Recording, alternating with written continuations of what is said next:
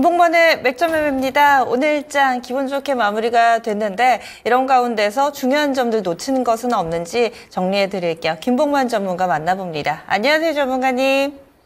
예, 안녕하세요. 네, 한 주 동안의 흐름 좀 어떻게 보셨는지 오늘 또 기분 좋은 금요일이었는데 같이 중요한 점들 맥을 짚어주시죠. 자, 일단 우리가 뭐 예상했던 대로 시장 흐름이 전개가 되는 것 같습니다. 오늘 휴일 때 미국 이제 국채 수익률이 급락이 나오면서 4.3을 이탈했죠. 제가 예상했던 그 지지대를 양 시장들 급반등이 나왔는데 4.3을 이탈하게 되면 우리 시장이 상당히 탄력적으로 움직일 것이다. 그런 말씀을 제가 주 초반에 드렸던 것 같습니다. 지금 뭐 거래소도 일단 거래소입니다만은 이제 코스닥 시장의 수급이 상당히 중요한데 이것도 제가 여러 번 이제 분석을 해드렸습니다만은 지금 코스닥 같은 경우 수급 보시면 오늘 외국인들이 코스닥에서 무려 3,200억을 매수했거든요. 그리고 매수 기간은 오늘까지 6거래 연속 순매수했습니다.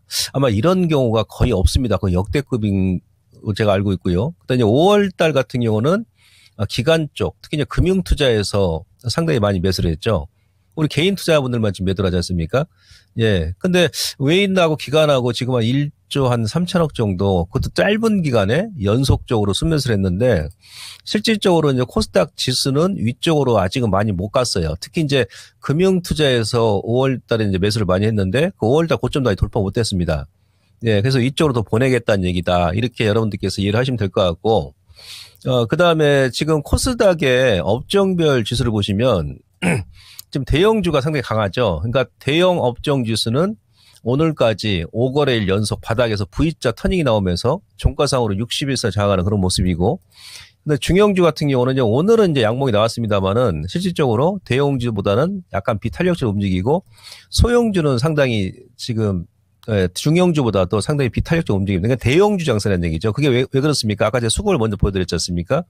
예, 기관하고 이제 외인들이 먼저 매수를 했기 때문에 대형주를 매수했다. 그래서 아마 그 6월 달 저는 이제 말까지 중소형주보다는 대형주 쪽으로 좀 탄력적으로 움직이지 않겠나 이런 말씀 드릴 수 있겠고요. 근데 왜 대형주가 또 움직이냐? 이것도 다 공부했죠. 제가 여러분들께 다 미리 말씀을 드렸습니다. 예. 우선은 이제 이런 시장 상황이 전개되는 이유가 그 ISM 제조업 지수가 이제 미국 쪽에서 안 좋게 나왔고 채용 공급 건수도 안 좋게 나왔고, 예, 그저께 발표했던 ADP 민간 고용 보고서도 예상보다 낮게 나왔잖아요. 주말에 이제 고용 보고서도 이제 발표가 있습니다만은 전 개인적으로 좀 안 좋게 나오지 않겠나 이렇게 판단할 수 있겠거든요. 그리고 이제 지난달에도 여러분께 말씀드렸습니다만은 그 이번 6월 달에 유로존이 금리 인하를 할 것이다라고 제가 확정적으로 얘기했지 않습니까? 캐나다 중앙은행에서 먼저 금리 인하했죠. 지금 캐나다가 5%인데 4.75로 0.25 인하했고, 유로존은 4.5였는데 4.25로 인하했습니다. 원래는 이제 연준보다도 금리 인상을 하더라도 캐나다가 가장 먼저 움직입니다. 캐나다가 먼저 움직이고, 그 다음에 유로존, 그 다음에 이제 미국 연준, 이런 식으로 움직이거든요. 인상할 때도 마찬가지고, 인하할 때도 마찬가지예요. 그럼 지금 캐나다 중앙은행에서 인하를 했다는 얘기는, 제가 보건대는 연준 같은 경우도 9월 달부터는 무조건 금리 인하할 것이다. 하반기까지 3번 인하할 겁니다. 그리고 우리나라 이제 한국은행 기준금리가 지금 3.5잖아요. 예, 아마 우리나라 한국은행도 전 개인적으로 다음 여름 정도에 좀 인하를 하지 않겠나 싶습니다. 3.25 정도로. 예, 그러면 일단 이게 지금 경기가 나빠서 인하하는 게 아니고, 보험성 금리 인하죠. 물론 미국 아직 고민 중이에요. 제가 엊그저께도 말씀드렸습니다만은, 이게 진짜 경기가 둔화돼서 금리 인하하는 걸까? 아니면 경기가 둔화되기 전에 경착륙을 연착륙으로 방지하기 위한 그 보험성 금리 인하일까? 이게 저는 아마 다음 주 정도 지나면 좀 판단이 될 것 같아요. 그러니까 만약 보험성 금리 인하다 그러면 시장에서는 또 환호를 한다는 얘기죠. 자, 이제 어찌됐든 간에 이제 금리 인하 하니까 제가 그랬지 않습니까? 국채 수익률이 6월 달에 재무부에서도 바이백 실시하고 또 연준에서도 QT를 실시한다고 그랬지 않습니까? 그래서 국채 수익률은 낮아질 수밖에 없다. 여러분들 채권을 지금 사셔야 됩니다. 그리고 제가 얘기했던 10년물짜리가 4.3을 이탈하게 되면, 그때는 우리 시장이 OECD 국가 중에서 가장 탄력적으로 움직일 가능성이 높다. 그런 말씀 드렸었는데, 오늘 그런 모양이 나왔었고요. 10년물 국채 수익률도 이 추세를 지금 이탈했습니다. 그러면 국채 수익률이 낮아지면, 제가 여러분들께 그런 말 드렸잖아요. 뭐가 가장 강력하게 움직이느냐? 국내에서는 바로 2차 전지하고 제약바이오라고 했지 않습니까? 그들이 지금 움직이죠. 예, 오늘 2차전이 상당히 강했고, 그다음 제약바이오 같은 경우도 전체적으로 RTO전이 지금 신고가 나왔고, 나머지 종목군들도 돌아가면서 계속 움직일 거라는 얘기예요. 그래서 제바 같은 경우도 올 가을, 겨울 가게 되면 지금보다 훨씬 높은 주가 위치를 지금 차지하고 있을 것이다. 그렇게 보시면 될 것 같고, 그러니까 지금 환율도 무너지죠. 달러 인덱스 6개월 지지맥 좀 이탈했고, 반대로 유로화 같은 경우는 저항맥 좀 돌파했잖아요. 이것도 제가 여러분들께 엊그저께 말씀드렸지 않습니까? 예. 그러니까 일단 지금 돌파하고 나서 국제 수익률도 여기서 바로 더 밀릴지 아니면 주말에 고용보고서 발표하면서 좀 반등이 나올지 모르겠습니다만은 6개월 동안의 지지 맥점을 이탈했고, 그다음 이미 이제 캐나다 중앙은행에서 금리 인하, 캐나다 같은 경우 지금 헤드라인 소비자 물가지수 인플레이션 지수가 지금 2.9인데 아직 약간 높습니다만은 지금 미리 인하하는 것은 하반기에 이제 물가 더 빠질 것이다라는 그런 예측하고 이제 금리 인하하겠죠.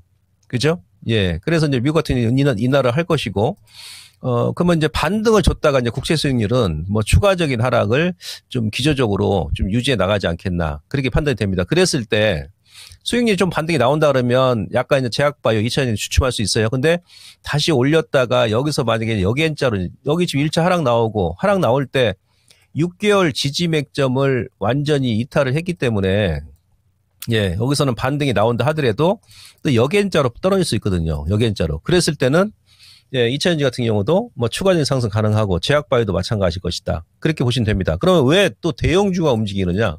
이것도 제가 5월달에 충분히 설명드렸습니다.